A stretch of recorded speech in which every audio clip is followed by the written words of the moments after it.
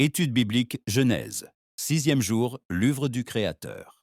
Que la paix de Dieu soit avec vous tous. Nous marchons ensemble dans une étude continue de la parole de Dieu, du livre de la Genèse jusqu'à l'Apocalypse. Nous avons commencé ce parcours le 1er janvier avec le désir d'être édifiés, de mieux connaître le caractère de Dieu et de permettre à sa parole de transformer nos vies jour après jour. Je vous invite à ouvrir votre Bible.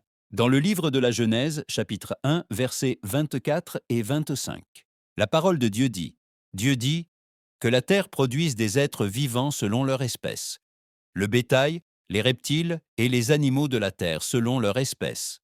Et cela fut ainsi.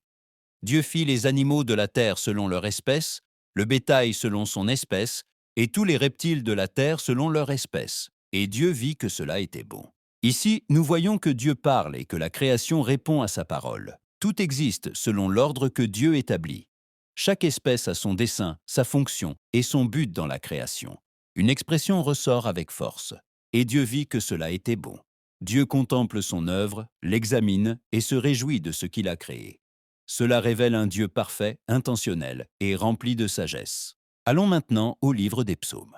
Le psalmiste David a dit « Qu'est-ce que l'homme pour que tu te souviennes de lui et le Fils de l'homme pour que tu prennes soin de lui? Tu l'as fait de peu inférieur aux anges et tu l'as couronné de gloire et d'honneur. Tu lui as donné la domination sur les œuvres de tes mains, tu as tout mis sous ses pieds. » Nous lisons aussi dans les psaumes « C'est toi qui as formé mes reins, qui m'as tissé dans le sein de ma mère. Je te loue de ce que je suis une créature si merveilleuse. Tes œuvres sont admirables, et mon âme le reconnaît bien. » De tout cela, nous apprenons que Dieu crée avec ordre, dessein et sagesse.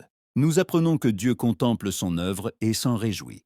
Nous apprenons que la création reflète la gloire du Créateur. Nous apprenons que nos vies existent sous son dessein parfait. Nous rendons grâce à Dieu pour sa parole, pour sa vérité, et pour nous permettre de grandir chaque jour devant lui. L'écho de la voix de Dieu.